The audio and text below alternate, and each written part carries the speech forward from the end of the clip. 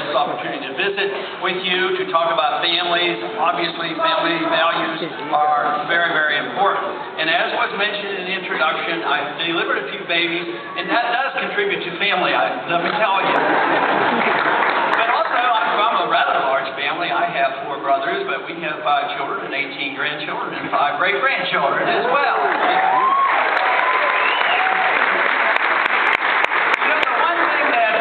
Fascinating to me when we bring new life into the world or a new baby comes into the family has always been the reaction of the sibling, maybe 1, 2, or 3 or 4 years old. I was always fascinated with the intrigue of the sibling looking at a small baby.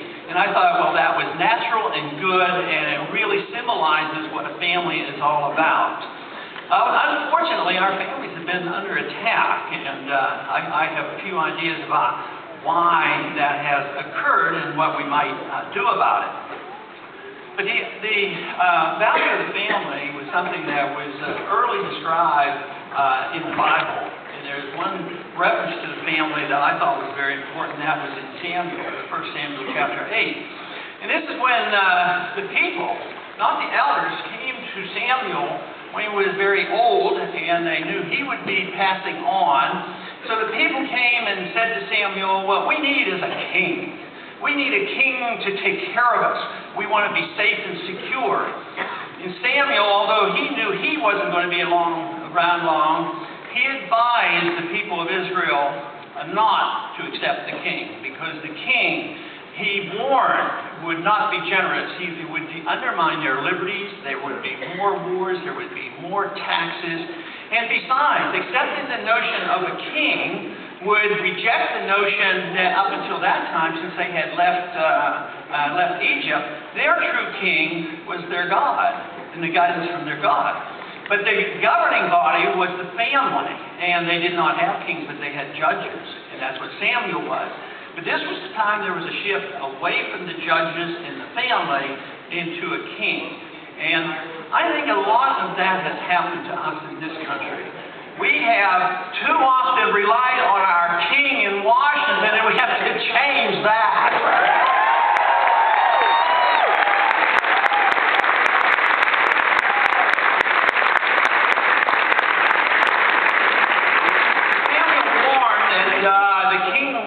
Would want to make servants of the people. And he even talked about taxes going up, and he talked about the use of young men being drafted. He talked about the women and young women being used by the king. And the warning was not heeded, as Samuel didn't expect it to be heeded. But he also said that if you depend on the king, the morality of the people will be rejected. The emphasis on the people themselves, the morality should come from the people and not from the king. And generally, it doesn't work that way. You know, morality of the people, or the lack of morality of the people, can be reflected in the law. But the law never can change the morality of the people. In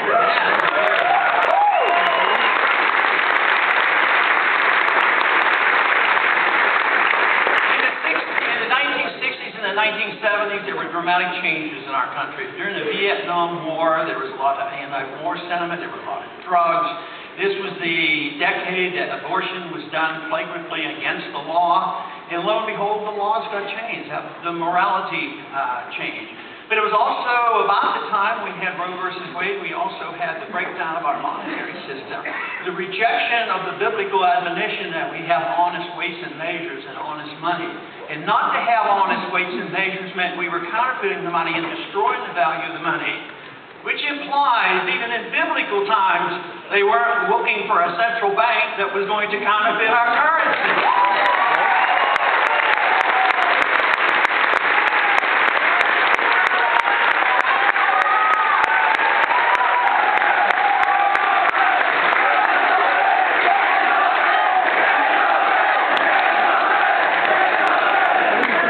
The culture certainly changed, the work ethics changed, the welfare state grew. And it wasn't only for the poor who were looking to be taken care of, but we finally ended up with a system where the lobbyists were from the rich corporations and the banks that would come to Washington and expect to get their benefits, and the whole idea of a moral society changed. But you know, biblically, there's a lot of admonitions about what the family should be in charge of. Certainly, the Ten Commandments tell us something about honoring our parents and caring for them. It didn't say, work out a system where the government will take care of us from cradle to grave. No, it was an admonition for us to honor our parents and be responsible for them, not put them into a nursing home and say the federal government can take care of them. Besides, sometimes that leads to bankruptcies and the government can't do it anyway. So that responsibility really falls on us. In the Bible, in the Old Testament as well as the New Testament, Christ was recognized to be the Prince of Peace. He was never to be recognized as the promoter of war. And he even said, blessed are the peacemakers, for they shall be the children of God. He never said, blessed are the war makers. It was the peacemakers that we must honor.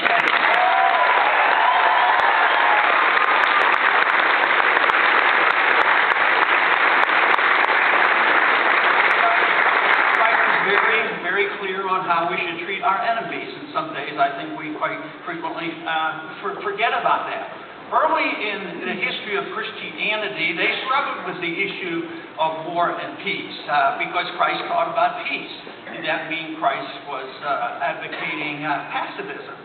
The early church struggled with this and came to the conclusion, at least in those early years, that Christ was not a pacifist, but he was not a war promoter. And this is when they came up with the just war principles, saying, yes, war could be necessary, but only under dire circumstances, and it should be done with great caution. All other efforts should be exhausted before we go to war, and always under the proper authority.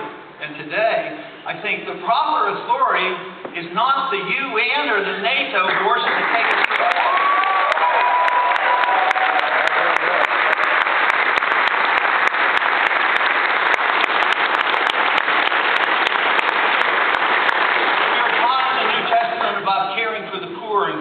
For our families and our neighbors and friends.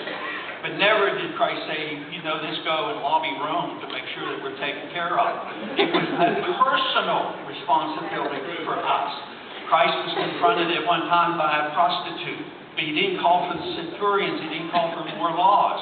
But he was very direct and thought that stoning was not the solution to the problem of prostitution. So do laws take care of these things, or do we need a better understanding of our Christian values and our moral principles? Life is most precious.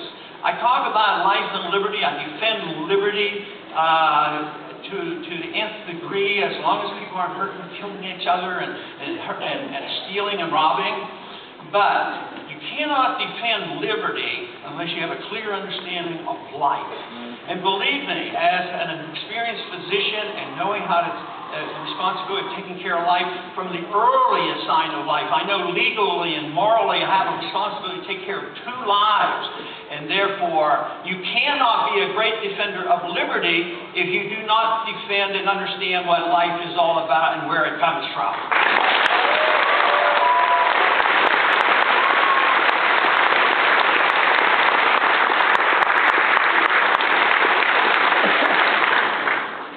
The many great religions, and especially both the Old and New Testaments, talks about a golden rule. And I think it's an important rule. We should treat other people the way we want to be treated. And I would like to suggest that possibly we should be thinking about having a foreign policy of a golden rule and not treat other countries any way else than the way we do.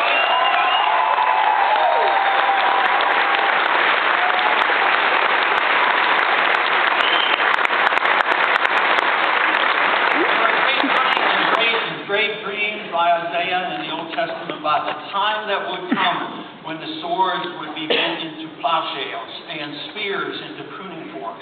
The dream of ending the wars and to the point where peace is prosperous. And I have come to a strong conviction that one of the most greatest threats to the family is war. It undermines the family.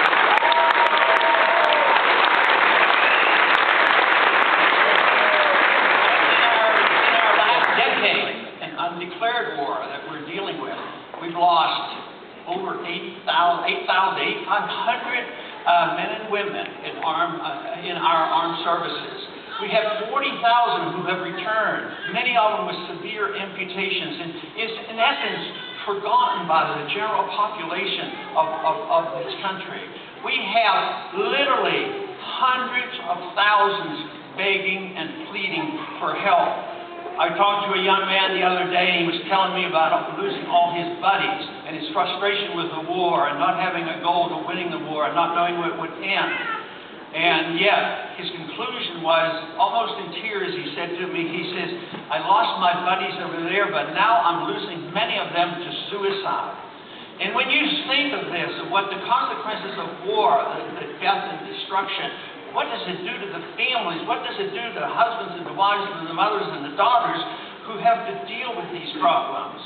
So yes, it is very, very damaging. War costs a lot of money, causes a lot of poverty. Poverty and the economic crisis in this country is undermining the family. But $4 trillion of debt has been added in the last 10 years to fight a war that seems to have no end. Wars generally lead to inflation, the destruction of money. We don't honor the biblical principles of honest money. We invite this idea that we can spend endlessly and we can print the money. It undermines the family and undermines the economic system. When you lose a job, it's harder to keep the family together. Divorce rates are very, very high among the military because these young men are being sent back 2 and 3 and 4 times. And there was one story told me to about a little boy. He was 10 years old, and his dad was getting ready to go back again. He was screaming, I hate you, Daddy, I hate you, Daddy, because he was leaving him. So this is why in the early church, we talk about being very careful about going into war, and also to be thinking about the admonition that peace is far superior to war. That should be our goal.